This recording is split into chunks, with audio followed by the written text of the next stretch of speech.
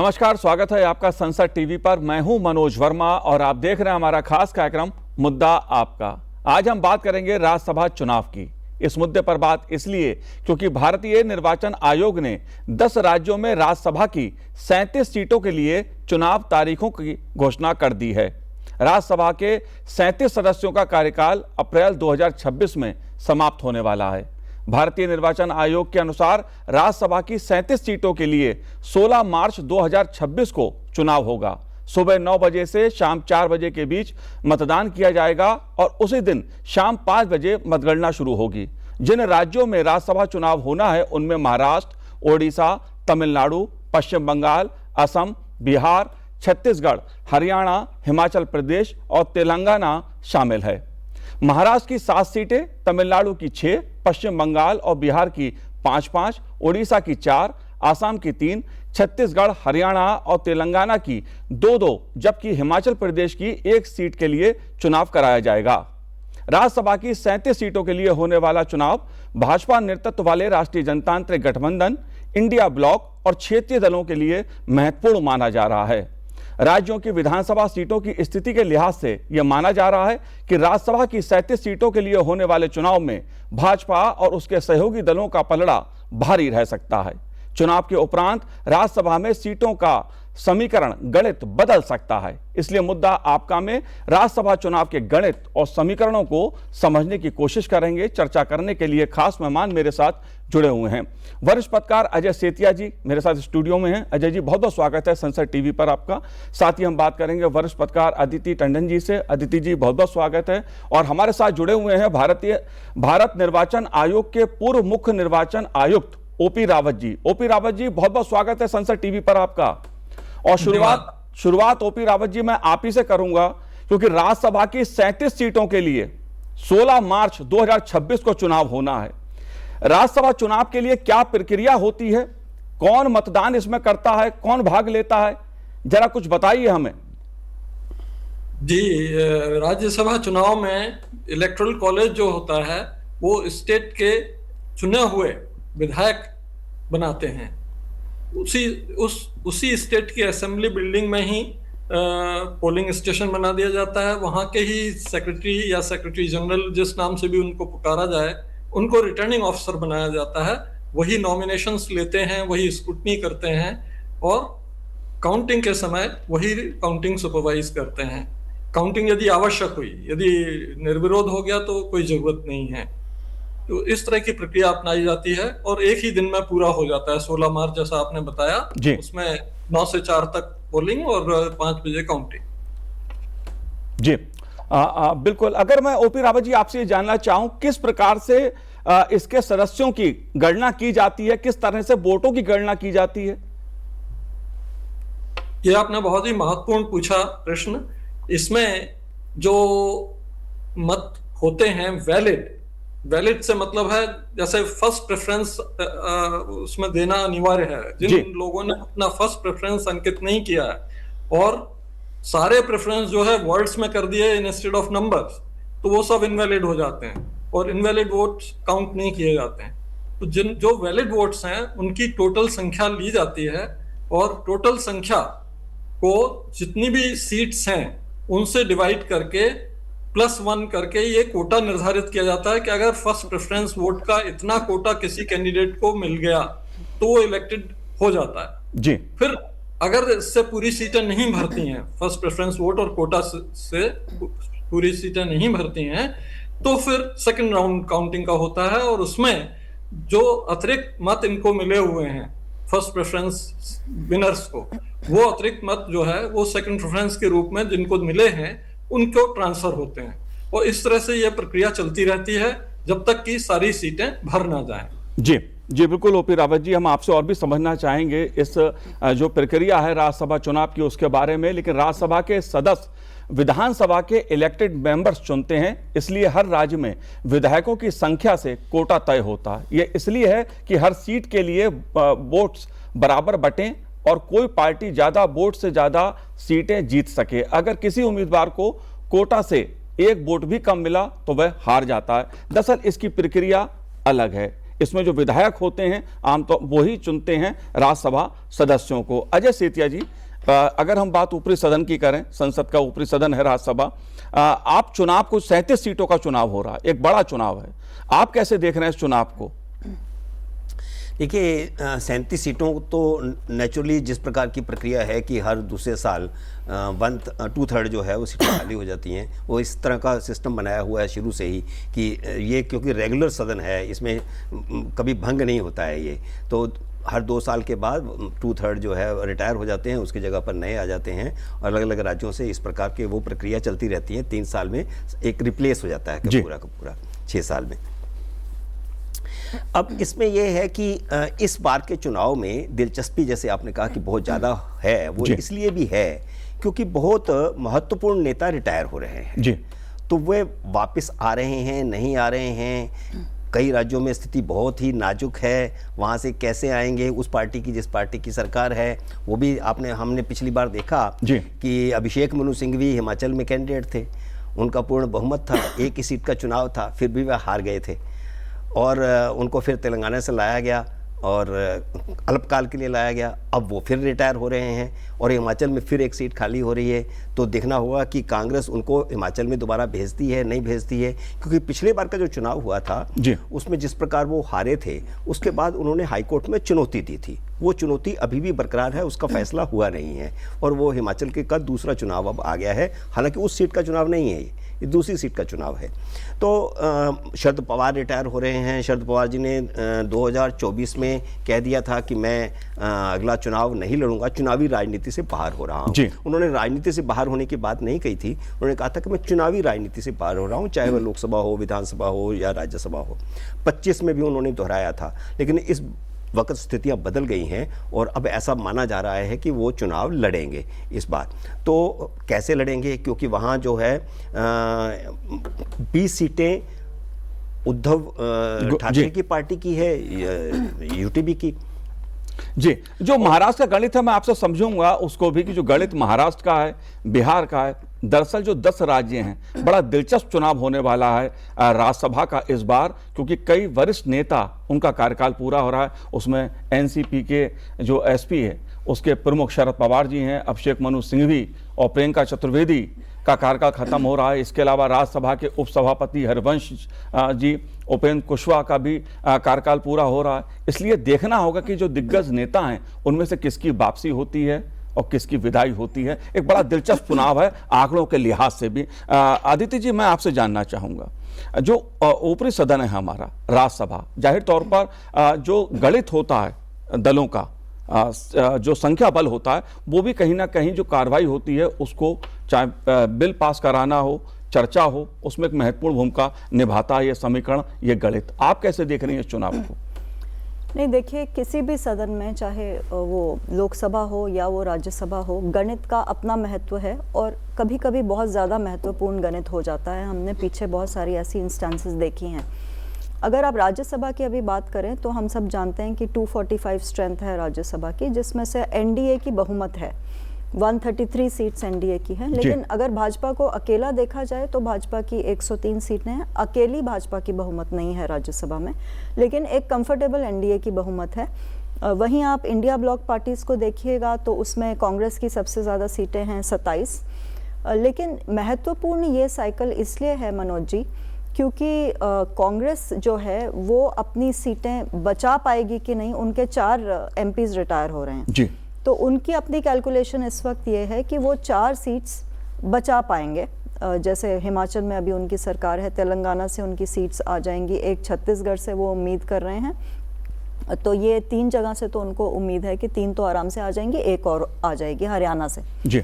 वैसे ही अगर भाजपा का आप देखें तो भाजपा के रिटायर हो रहे हैं 9 एमपीज, लेकिन भाजपा की जो गणित है वो ये कह रही है कि ये जो 37 सीटें खाली हो रही हैं उसमें से करीब 18 से 19 वो जीत रहे हैं जी। तो आप देखिए ऑलमोस्ट 9 सीट्स का लाभ उनको हो रहा है।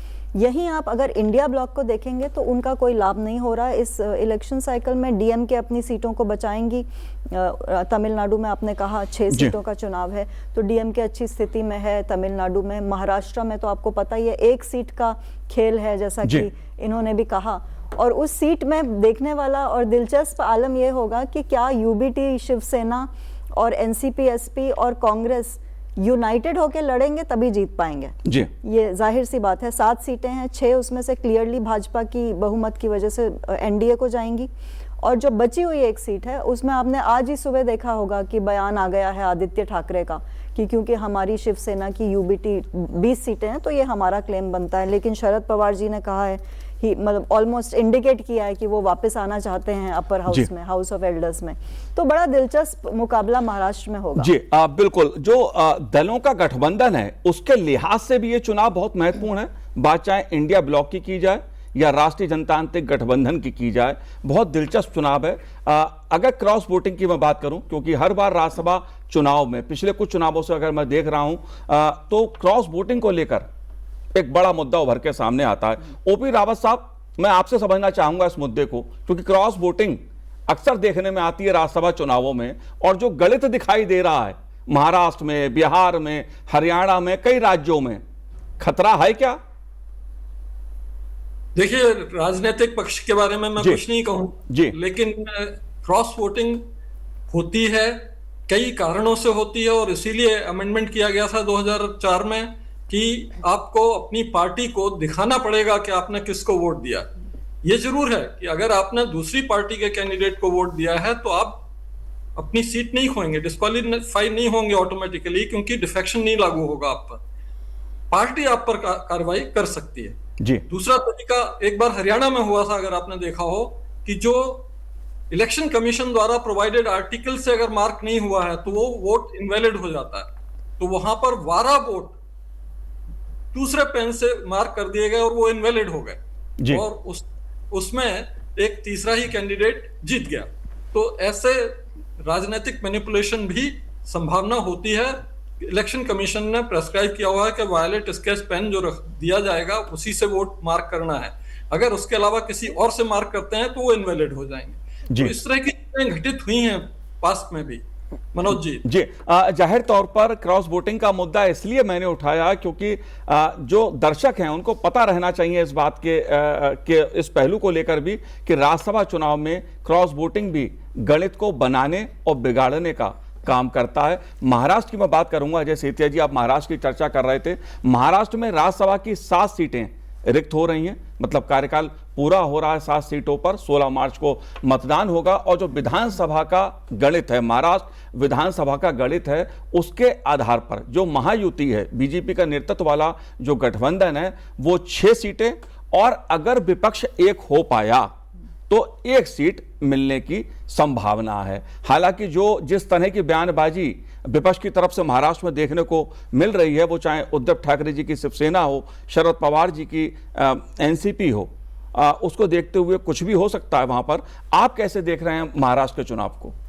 महाराष्ट्र की हम चर्चा कर रहे हैं तो ये भी हमें ध्यान आता है कि 1998 में सबसे पहले महाराष्ट्र में ही क्रॉस वोटिंग हुई थी जी, और उसी क्रॉस वोटिंग की वजह से 2003 में अटल बिहारी वाजपेयी सरकार ने इसमें अमेंडमेंट किया, और उसमें ये कहा गया कि जो वोट डालेगा विधायक, वो अपने जो पर्यवेक्षक होगा उनकी पार्टी का, उसको दिखा करके वोट डालेगा, और अगर नहीं दिखा करके डालेगा तो भी वो इनवैलिड हो सकता है, और अगर दूसरे पार्टी के जो पर्यवेक्षक है उसको अगर दिखा करके डालेगा तो भी वो इनवैलिड हो जाता है।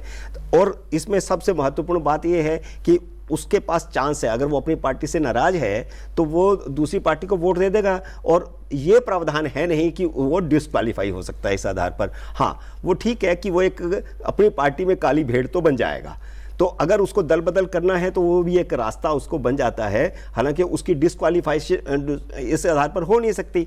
तो ये उसके बाद फिर 2003 में अमेंडमेंट करके ये किया गया। लेकिन उसके बाद जो जैसा आपने भी बताया और रावत साहब भी बता रहे हैं कि अगर इंक का अलग इस्तेमाल कर दिया तो दूसरी पार्टी को फायदा पहुंचा दिया जी, है ना, और इस तरह की चीज़ें कर करके फायदा पहुंचा।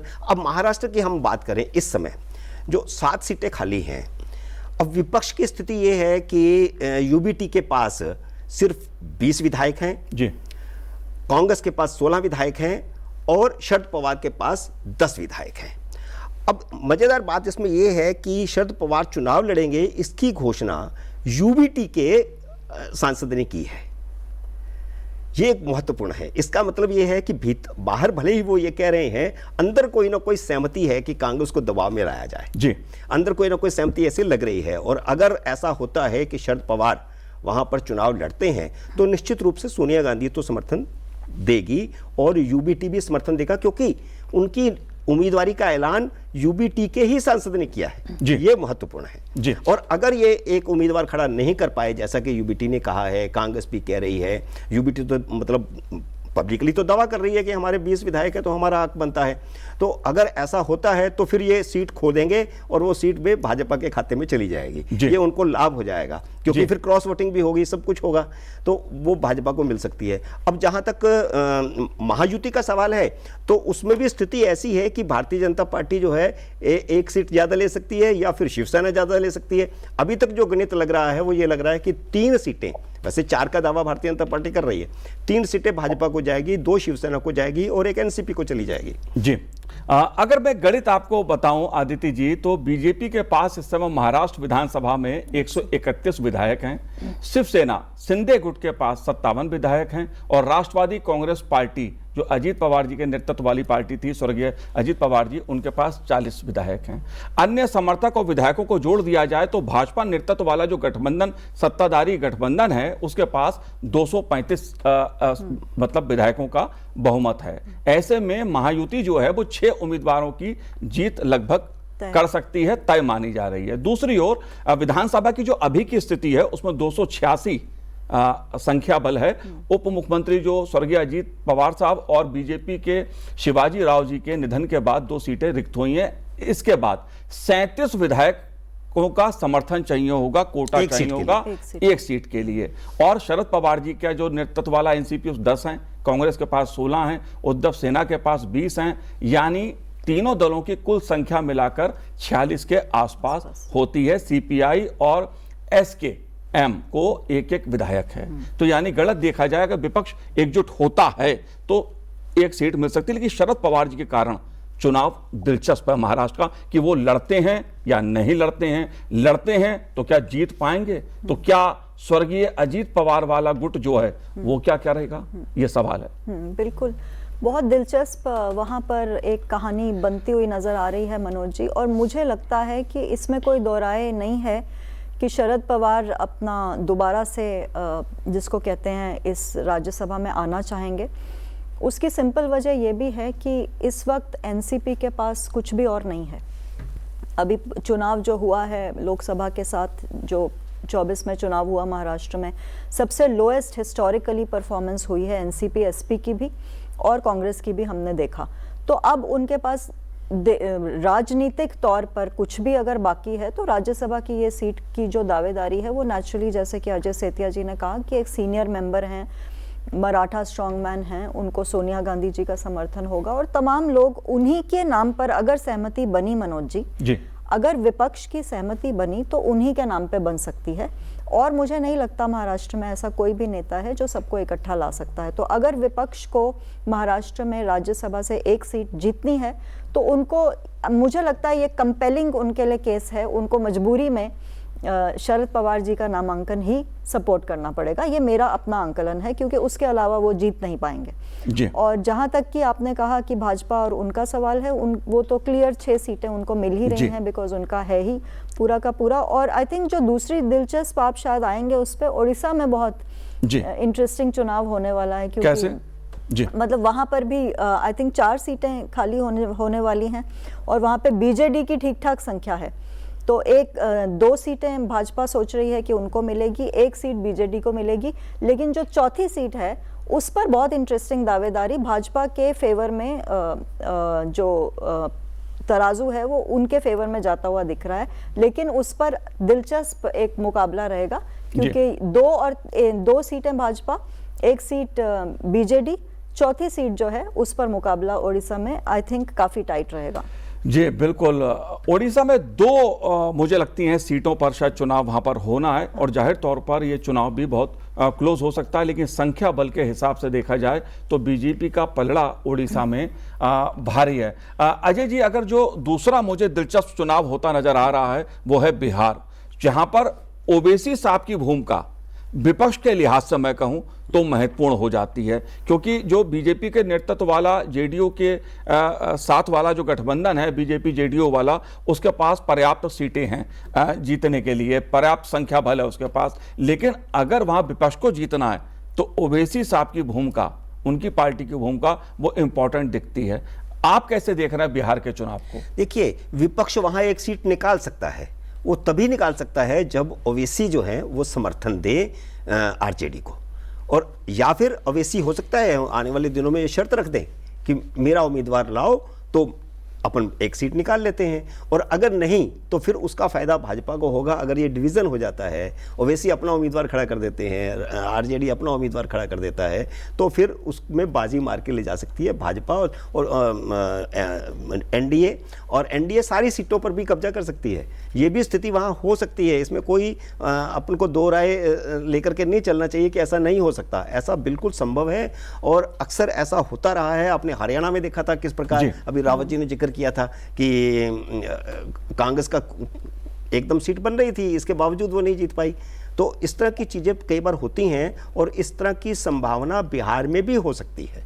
बिहार में अगर ये इकट्ठे ना हुए तो इनको नुकसान उठाना पड़ सकता है, और सारी की सारी सीटें एनडीए जीत सकता है। जी, क्योंकि विधानसभा में चुनाव जीतने के लिए 21 विधायकों का कोटा चाहिए होगा, और उसके हिसाब से अगर मैं बात करूं तो राजद के विधानसभा में केवल 25 विधायक हैं, जो राज्यसभा सीट जीतने के लिए कम हैं। राज्यसभा चुनाव के मौजूदा गणित के अनुसार एक उम्मीदवार को जीत के लिए कम से कम 41 विधायकों के वोटों की जरूरत होगी। राजद के साथ अगर कांग्रेस और वाम दलों के विधायकों को भी मिला दें तो आंकड़ा 35 विधायकों पर ही सिमट जाता है। ऐसे में एक सीट के लिए राजद को या जो भी कांग्रेस या जो भी विपक्ष का दल होगा उसको 5 और विधायकों के समर्थन की जरूरत पड़ेगी, और ओवैसी जी की जो पार्टी है उसके 5 विधायक बिहार में हैं। अदिति जी, बिहार की चुनाव को कैसे देखती हैं राज्यसभा का? देखिए, मुझे बिहार में विपक्ष की कोई सीट आती हुई नज़र नहीं आ रही है, क्योंकि वहाँ पर जहाँ तक सवाल है सीटों का, इस वक्त आरजेडी की 2 सीट्स जो जा रही हैं, एक तो प्रेमचंद गुप्ता जी की सीट जा रही है, एक एडी सिंह जी की सीट जा रही है। तो राष्ट्रीय जनता दल मुझे नहीं लगता इस स्थिति में है कि वापस आ पाएगा। और ये मैं इसलिए कह रही हूँ मनोज जी, क्योंकि असदुद्दीन ओवैसी की पॉलिटिक्स को फॉलो कर रही हूँ क्लोजली जी, और मैं देख रही हूँ कि अभी महाराष्ट्र चुनाव होके हटे हैं म्यूनिसिपल कॉरपोरेशन के, और वहाँ 2 ही महत्वपूर्ण नतीजे निकले थे इस बार। सबसे बड़ा नतीजा निकला था जो भाजपा और शिवसेना ने स्वीप किया था पूरा म्यूनिसिपल कॉरपोरेशन का इलेक्शन, और दूसरा पहली बार ओवैसी की पार्टी ने 125 वार्ड्स जीते थे। और उसका सबसे ज्यादा नुकसान किसको हुआ था हम सब जानते हैं, इंडिया ब्लॉक को हुआ था, विपक्ष को हुआ था। तो ओवैसी जी की जो राजनीति है वो बहुत इंटरेस्टिंग टर्न ले रही है, और इस वक्त पॉसिबल है कि जैसे कि सेतिया जी ने कहा कि वो एक्सटेंड कर दें सपोर्ट ऑपोजिशन को, बट अनलाइकली, हाईली अनलाइकली लगता है। और वैसे भी बिहार से बहुत सारे इंपॉर्टेंट दिग्गज नेता इस वक्त चाहेंगे राज्यसभा में आना। आपने हरिवंश जी का नाम लिया, उनको लौटाना जरूरी है। रामनाथ ठाकुर जी, कर्पूरी ठाकुर जी के बेटे हैं, उपेंद्र कुशवाहा जी हैं, उनके पास 4 विधायक जी हैं। और एक बस वो करेक्ट करना था, ओडिशा से 4 सीटें खाली हो रही हैं, 2 नहीं। तो जो मैं कह रही थी वही कि ओडिशा में 4 सीट्स खाली हो रही हैं, और बिहार में मुझे लगता है कि ये जो 5 सीट्स का चुनाव है, सब 5 सीट्स इस वक्त पलड़ा एनडीए का भारी लग रहा है मुझे। जी अजय जी, अगर बात ओवरऑल मैं करूं ऊपरी सदन की, जाहिर तौर पे संसद का ऊपरी सदन राज्यसभा अपनी चर्चाओं के लिए, ऐतिहासिक चर्चाओं के लिए जाना जाता है, याद किया जाता है कामकाज की दृष्टि से। कामकाज की दृष्टि से अगर संसदीय काम की हम बात करें तो राज्यसभा का जो कामकाज रहा है उसमें कई अच्छी डिबेट्स सुनने को मिलती हैं, महत्वपूर्ण काम संसदीय प्रक्रिया से होता है। आप कैसे देख रहे हैं कि जो बीजेपी को, एनडीए को बहुमत बढ़ेगा, इसमें सीटें बढ़ेंगी, उसका क्या असर पड़ने वाला है या क्या पड़ेगा? देखिए, एनडीए ऑलरेडी बहुमत में तो आ चुका है राज्यसभा में, तो उसको कोई किसी तरह का किसी बिल को पास करवाने के लिए कोई संकट है नहीं। और हम देख रहे हैं कि पिछले 14 साल से लगातार जैसे जैसे राज्यों में भाजपा सत्ता में आई है उसकी सीटें बढ़ती चली गई, कहाँ उसकी सीटें जो हैं 35-40 हुआ करती थी और कांग्रेस की सीटें 100 से ऊपर हुआ करती थी। आज स्थिति ये है कि कांग्रेस 25-30 के आसपास आकर के अटक गई है और भारतीय जनता पार्टी लगातार बढ़ रही है। और पिछली बार तो ये हुआ था कि एक बार 100 क्रॉस किया, फिर पीछे गई, 98 पर आई, फिर 103 हुआ, अभी 112 हो जाएगा। तो लेकिन बहुमत अभी भी नहीं है। बहुमत के लिए अभी भी मुझे लगता है कि भारतीय जनता पार्टी को आने वाले 2-3 साल और 4 साल इंतजार करना पड़ेगा। अगर यही स्थिति विधानसभाओं की बनी रही तब वे बहुमत में आ सकते हैं, अन्यथा नहीं।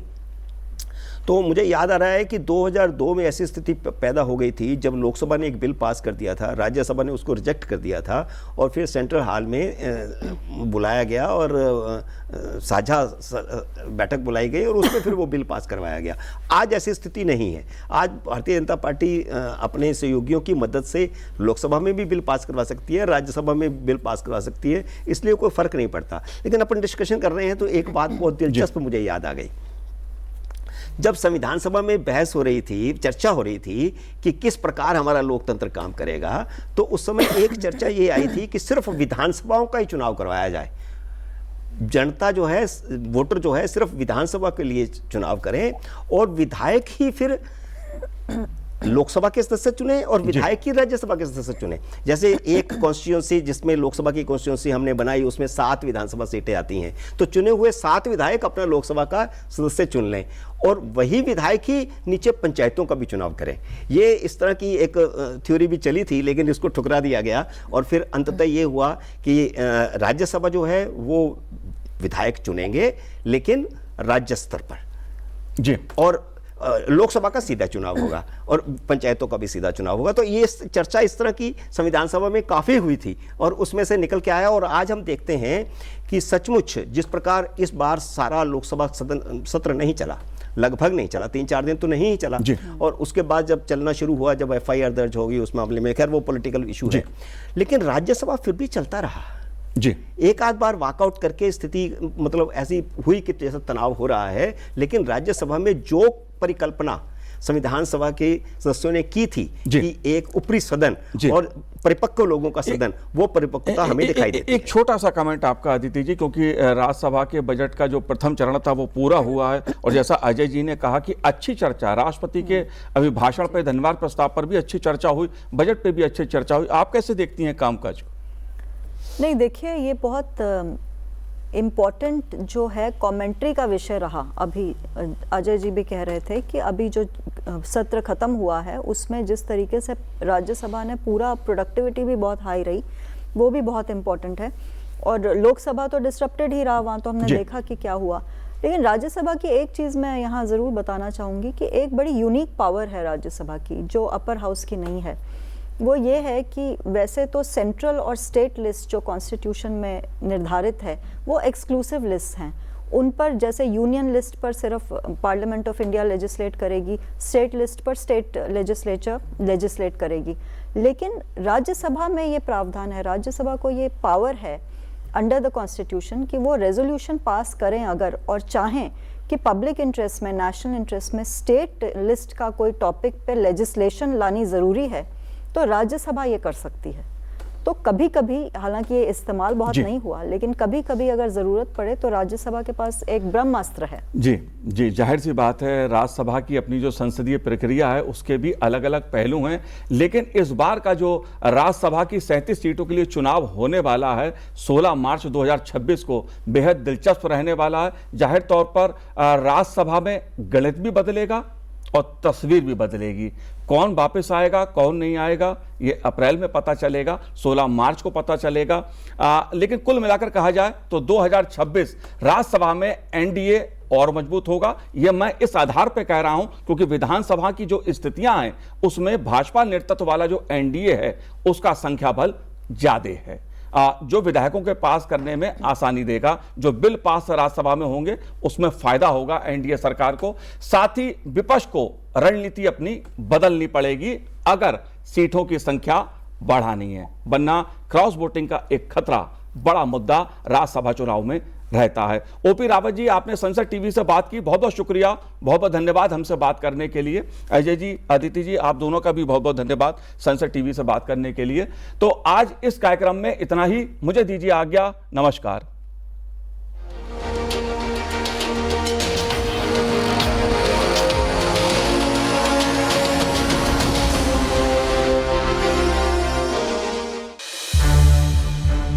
संसद टीवी के और भी प्रोग्राम्स देखने के लिए सब्सक्राइब करें हमारा YouTube चैनल और हाँ, इन्हें लाइक और शेयर करना ना भूलें।